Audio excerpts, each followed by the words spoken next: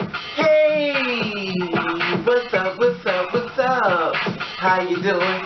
How you been? What's going on? What's good? How you getting it in? Body getting it funny? What's going on, people? Okay, this story has a lot of twists. Kerrice Lewis, 23 years old, a lesbian woman shot and burned alive in Washington, D.C. Now, once you Google her name, Kerrice Lewis, 23 years old, and I want to tell you this story about her, but this story got a lot of twists and turns in reference to three people. Now, Kerrice Lewis, a lesbian woman shot and burned alive in Washington, D.C., 23 years old, was brutally murdered just days after Christmas in Washington, D.C. On Thursday, December 28th, responder reported gunfire on Adrian Street, just south of G Street. They arrived at 7:30 and found the vehicle on fire.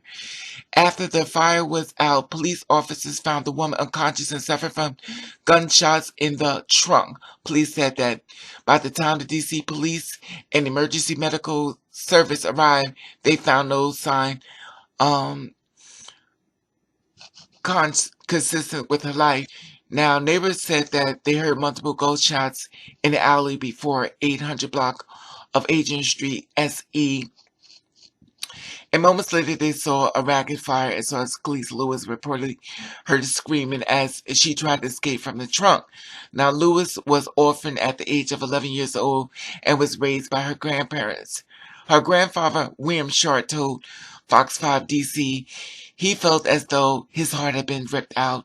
He said that her mother died of brain aneurysm and her father was tragically murdered back in DC area. Now, Lewis struggled deeply with the loss of her parents. She had recently served time in jail. Her grandfather said that she was striving to turn her life around. Now, Lewis worked as a construction site, and Sharp said that she was excited because she had finished some classes and was looking forward to taking some more. He said that she was a great spirit and full of life, and that she would light up a room just talking and laughing. Mercedes, the victim's best friend and ex-girlfriend, told that she talked to her every day, and Mercedes said that she just kept calling her and wondered why she wasn't answering the phone. Heartbroken friends and victims of disappointing lack of media coverage. When a lesbian is murdered, the district media bias keeps the general population in the dark. The bias of multiple were butchered lesbians and concern of compound. You're a woman of color lesbian relationship typically downplayed, sexually obtained. I'm often admitted that there was a result of lack of focus in both investigations as far as the media. Potential hate crime, even when the murders is exceptionally horrific. Police don't say they have a suspect as of yet. Now, another website, I checked it out as well. And it says that it's like an ongoing thing. It says DC police investigate whether deaths of friends now found hours apart. Now, alleged that she had friends and stuff, and they're trying to link them all together because basically the second body. Okay. DC police are investigating whether the death of two friends where bodies were found about an hour apart last week on connection, sources says.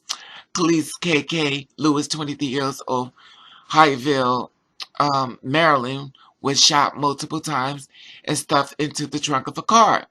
Was set on fire in the alley of 800 block of Adrian Place Southeast on Thursday at 6:20 p.m., about an hour before Lewis was found. 27-year-old Armani Nico Coles of Northeast DC. Now, once you look up Armani Nico Coles, his picture's up there on Google too. DC was pushed out of a car in Kenilworth Avenue near the DC-Maryland border, about 2 miles away from the other crime scene. Now, Coles, in a building engineer at DC Public School, had been shot multiple times. Medical took him to the hospital when he was pronounced dead. Mercedes, a friend, again, says Lewis and Coles were friends for years, possibly since childhood. It's tragic that Lewis' grandfather, William Sharp, lost of words. She didn't deserve it. Sharp helped raise Lewis after her father was murdered in 2006. It was cruel world out there, he said. We try to relay that message to her every day. It hurts.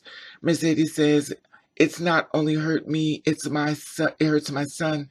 Mercedes said that Lewis was very close to her son.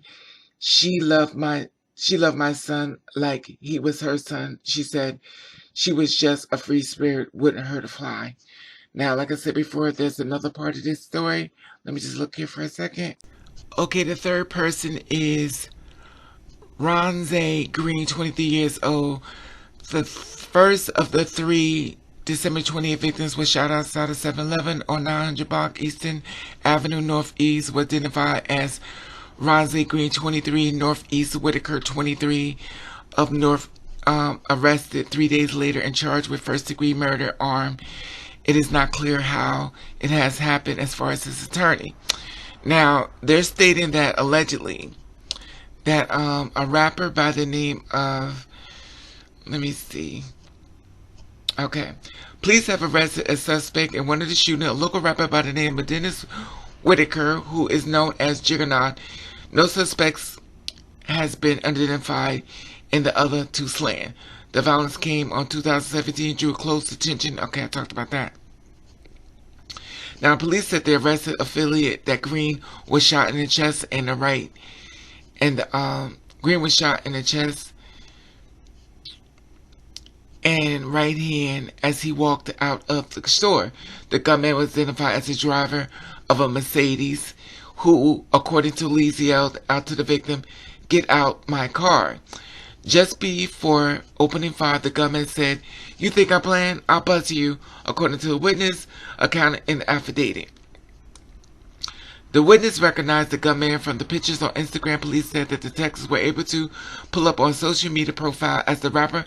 Police said Whitaker called the police to surrender, telling them that he feared that his family was in danger. The affiliate states. Now, Jiggo was arrested December the 31st, hours after Green was shot. The second victim was found 1 mile away at 7-Eleven in Eastern Kenilworth Avenue in Capitol Heights. And that's it. So police have been unable to determine where Coles has been shot. As far as Pover records show that he worked as a custodian, and stuff like that, and he was murdered too. So those are the three people and stuff, and allegedly they're linking it to a rapper and stuff. And Jugga Knott, or Jugger, he's all on YouTube too. You can go in there and see his pictures and everything there. And basically, he surrendered and stuff in fear of his family and stuff. So, basically, allegedly, 3 killings and stuff. So I don't know who killed who or what, but he surrendered. So I'm sure you're gonna see stuff about the lesbian being murdered and stuff, because they said nobody knew about it. So I did the whole full story and the whole thing, and I didn't know it was gonna be 3 people murdered when I finished the story. But just be careful out there, people. Be careful. I don't know. Anyway, I love your feedback on this. And I want you to subscribe to this channel. Like I said before, you can follow me on Instagram. That's Raven_over. That's Raven_over. This is where you get a chance to see a lot more of my life and living. And a lot of things I put on YouTube due to copyright reasons. And I love your feedback on this. I'm up in the air. I don't know. They saying somebody saw him and he turned himself in out of fear of his family. But all I can say is rest in peace to the people that died in the family. In my prayers. When I did this story on Kerrice Lewis, 23 years old, I had no idea that I would be linked into so many deaths of 3 people. Her and Razzie Green, and also, it's Omani. I believe his name Omani. You know, unbelievable. So, 3 people murdered. And I didn't expect this. But, be safe out there. And please subscribe to my channel.